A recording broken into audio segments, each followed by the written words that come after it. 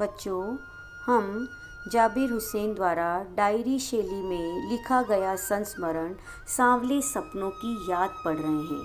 सांवले सपनों की याद जाबिर हुसैन ने मशहूर पक्षी वैज्ञानिक या प्रकृति प्रेमी सालिम अली को समर्पित किया है। सालिम अली एक सुप्रसिद्ध पक्षी वैज्ञानिक व समर्पित बर्ड वॉचर के रूप में जाने जाते हैं। हमने पढ़ा कि यह संस्मरण सालिम अली की मृत्यु के तुरंत बाद डायरी शैली में लिखा गया है तथा सालिम अली की मृत्यु से उत्पन्न दुख व अवसाद को लेखक ने सांवले सपनों की याद के रूप में व्यक्त किया है तथा उनके साथ बिताए पलों को सपनों का नाम दिया है। हमने पढ़ा कि जिस प्रकार वृंदावन को कृष्ण के बिना नहीं देखा जा सकता, आज भी वृंदावन जाने पर वृंदावन की प्रत्येक वस्तु तथा स्थान कृष्ण की याद दिलाते हैं, उसी प्रकार प्रकृति व पक्षियों के बीच में जाने पर सालिम अली स्वतः ही याद आने लगते हैं। अब आगे, उन जैसा बर्ड वॉचर शायद ही कोई हुआ हो, लेकिन एकांत क्षणों में सालिम अली बिना दूरबीन भी देखे गए हैं। दूर क्षितिज तक फैली जमीन और झुके आसमान को छूने वाली उनकी नज़रों में कुछ वैसा ही जादू था जो प्रकृति को अपने घेरे में बांध लेता है। सालिम अली उन लोगों में थे जो प्रकृति के प्रभाव में आने की बजाय प्रकृति को अपने प्रभाव में लाने के कायल होते हैं। उनके लिए प्रकृति में हर तरफ एक हंसती खेलती रहस्य भरी दुनिया पसरी थी। यह दुनिया उन्होंने बड़ी मेहनत से अपने लिए गढ़ी थी। इससे गढ़ने में उनकी जीवन साथी तहमीना ने काफ़ी मदद पहुंचाई थी। तहमीना स्कूल के दिनों में उनकी सहपाठी थी।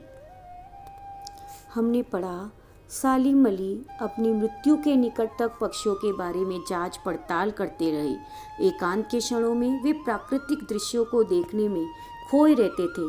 प्रकृति में उनके लिए अपनी हंसती खेलती रहस्यमय दुनिया थी, जिन्होंने अपनी जीवन संगिनी तहमीना की मदद से उन्होंने वह दुनिया बनाई थी। वे पक्षी प्रेमी होने के साथ साथ पर्यावरण प्रेमी भी थे।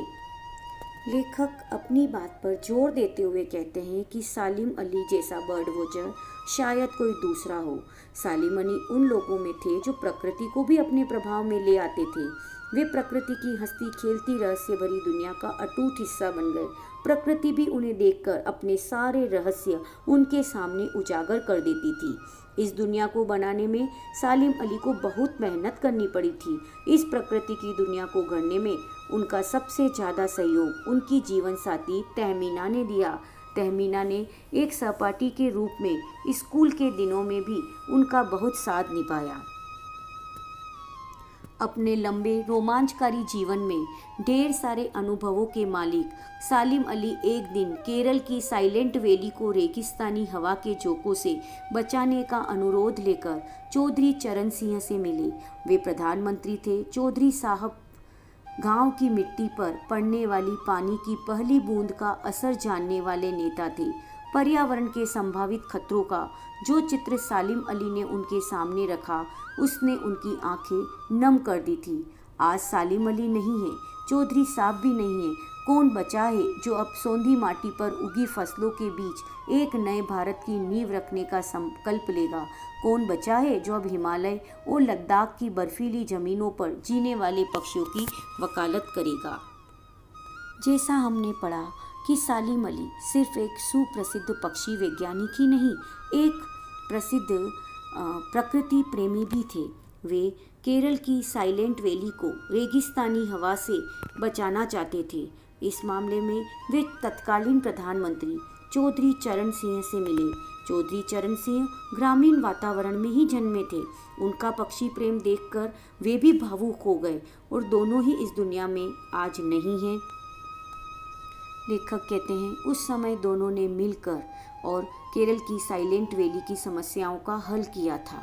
पर्यावरण के संभावित खतरों की तस्वीर जो सालिम अली ने चौधरी चरण सिंह के सामने रखी, उन्होंने उनकी आंखें भी नम कर दी।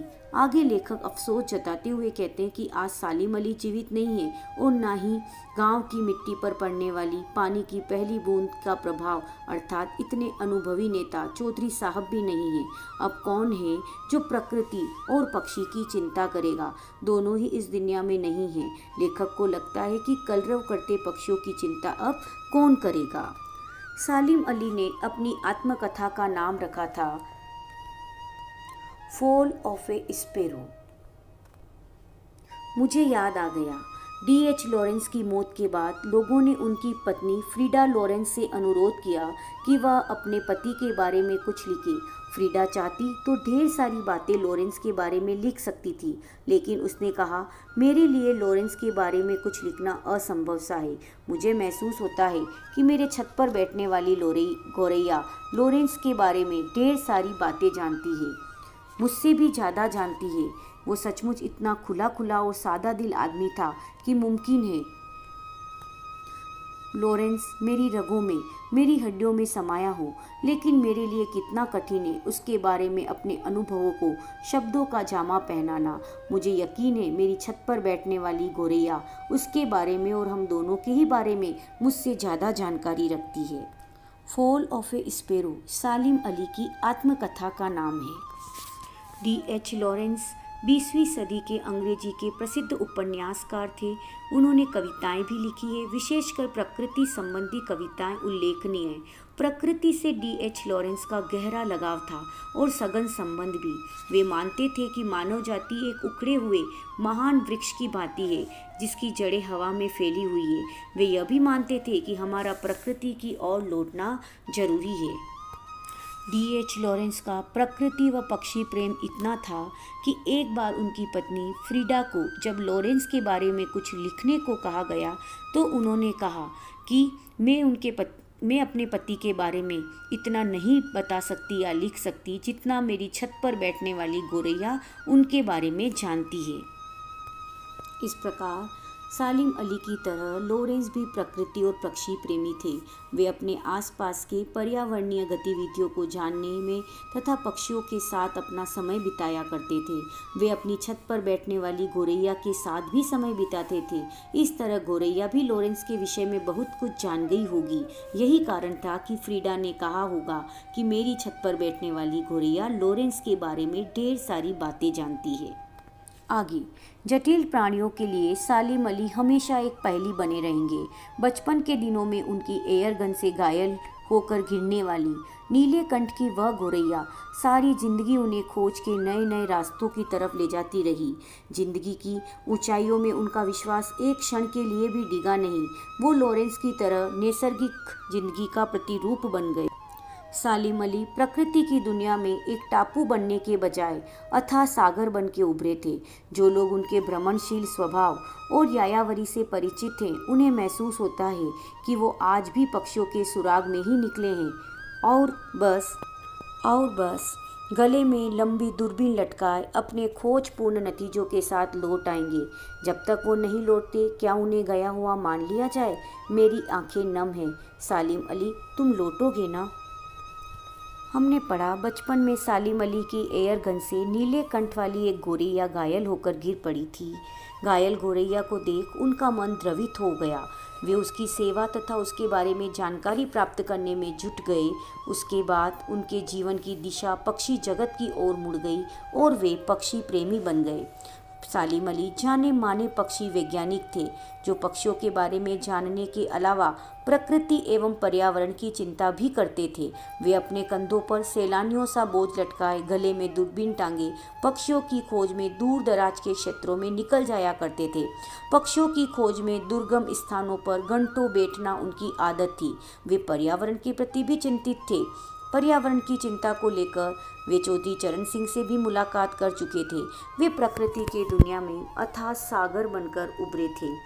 वे अपने जीवन में अपनी मेहनत से नित नई ऊंचाइयों को निरंतर छूते रहे। जो लोग उनके व्यक्तित्व से भली भांति परिचित थे, उन्हें ऐसा महसूस होता है कि सालिम अली आज भी पक्षियों की तलाश में निकले हैं। वे जल्दी अपने गले में दूरबीन लटकाकर लौट आएंगे।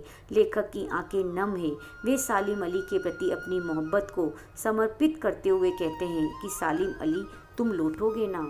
धन्यवाद।